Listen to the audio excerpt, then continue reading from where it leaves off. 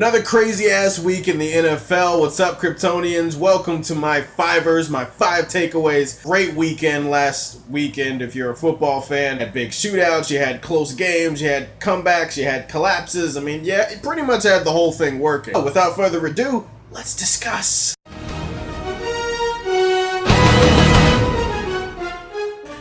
The GOAT is back.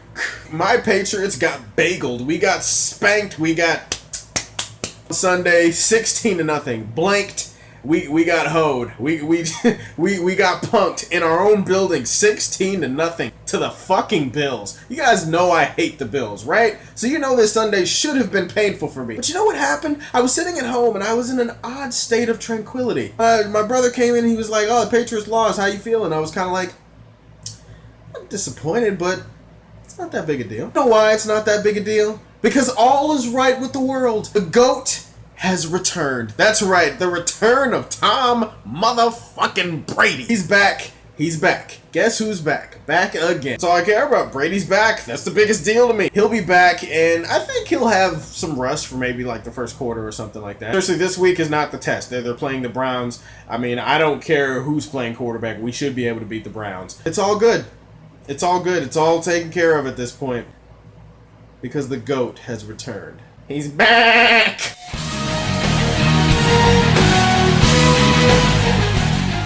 Alright, speaking of GOAT, there are probably some scapegoats in Indianapolis we need to get out of the way. Ryan Grigson, Andrew Luck, this is going to fall directly at their feet. The Colts are 1-3. They lose a game 30-27 to the Jaguars in London. The fucking Jaguars? And the Jaguars were 0-3 coming into the game. And I get it, it's a division game, but hadn't the Colts won like 14 straight against AFC South opponents? They've basically been bending the AFC South over their knee and bitch slapping that behind for the last, I don't know, when's Andrew Luck get drafted? 2012 or something? It's the AFC South. It's weak as fuck. So then why are the Colts losing to the Jaguars? Couple of reasons. Number one, Andrew Luck is making mistakes because he's forced to do too much. He's forced to get back there and throw the ball constantly. And he's constantly under duress. His offensive line cannot protect him. They don't run the ball well enough or often enough for Andrew Luck to be protected by a good running game. Defense is kind of inconsistent. I mean, sometimes they play well when they're at home or whatever. Sometimes they give up some big plays. Sometimes their secondary can be taken advantage of. Andrew Luck does what he can, and I don't want to lay this all at Andrew Luck's feet, but he's not absolved either. He makes a lot of big mistakes. He turns the ball over still. This is because his offensive line can't protect him. They're basically turning this motherfucker into roadkill out there. Ryan Grigson,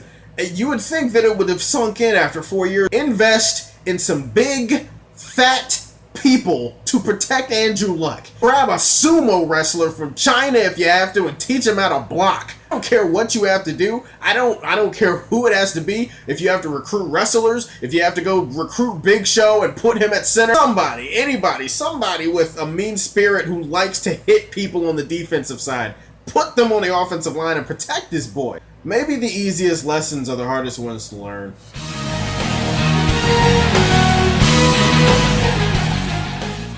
Cam Newton and the Panthers were in the Super Bowl last year, right?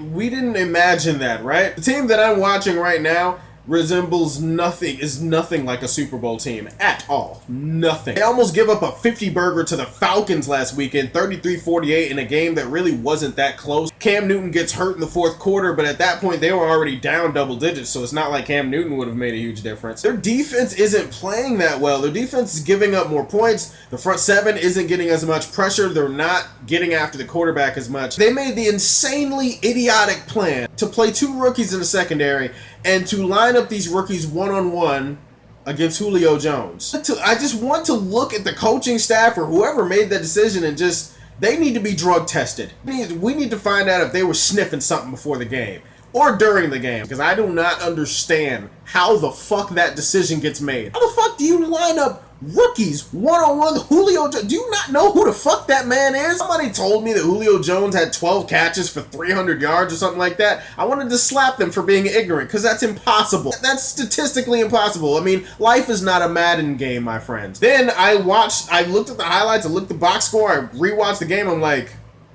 oh god, the Panthers got maddened. They did, they got maddened. I mean, how do you let somebody get video game numbers against you? I wanted to slap myself for being ignorant enough to give the Panthers more credit than that. They don't fucking deserve it. Panthers, 1-3. Season's not over yet, but time is a-ticking. Far be it for me to want to talk about the Giants. I hate the Giants. You guys know that. Any Patriot fan, any well-reasoned Boston fan probably hates the Giants. Okay, but here's the thing. I'm watching the Giants, and they're losing to the Vikings. They end up losing 24-10. Eli Manning doesn't play well. Odell Beckham Jr. is held to a career-low 23 yards. Odell, it's time to put on your big boy pants. It's time to grow the fuck up. It's time to stop being what they call a baby back bitch. This guy, he spends a lot of time on the field, emotional, and I get it, football's an emotional game. He is not the first or the last player to throw emotional temper tantrums on the sideline or anything like that. But he lets it spill out onto the field, and he gets out of control emotionally on the field, and now it's starting to cost his team. It seems like the MO on Odell is if you frustrate him, if you get in his head, you can rattle him, you can shake him. Then he's whining to the media afterward. He's like, well, everything's always my fault. And the other day, he's like, well, I'm not having fun playing football. Oh, grow the fuck up. If it's not that fun, quit. Oh, wait, you're not going to quit, are you? Because you're getting paid millions of dollars. Somebody in your position, the fame, the power, the money, the accolades, the respect, that comes with being as great as you are. You know what also comes with it? The consequences, the pressure, the scrutiny, okay? If you can't handle it, get the fuck out. So the sad part is, Odell, no one is going to feel sorry for you. No one feels sorry for you that you throw these temper tantrums on the field, you're getting taunting penalties and unsportsmanlike conduct shit. You whine about it to the media and you're saying, well, everything's your fault. No, Odell, it's just you're starting to gain a reputation. Figure it out. I don't know.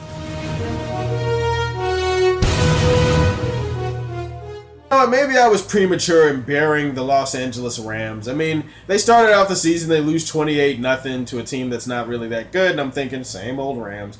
They've won 3 in a row. Pretty impressive fashion. This last weekend, they beat the Cardinals. And at this point, I gotta give credit where credit is due. The Rams are a little bit better than I'm giving them credit for. Defense is playing well. Case Keenum isn't completely fucking it up. That's not bad. Fuck it, I don't care. They're still coached by Jeff Fisher, the most overrated coach in the last decade plus. Still don't believe this is gonna last. I think it's a mirage. I think they're going to fall off the map somewhere down the road. But it is what it is. I got to give them credit for now. They're 3-1. They're tied with the Seahawks, top that division. And who knows if this is going to hold up. Defensively, they've got some players. Defensively, they've got a lot of playmakers. Aaron Donald up front, obviously the big defensive tackle. The dude is a fucking beefcake. He's a monster. All I'm saying is, the Rams, they're good.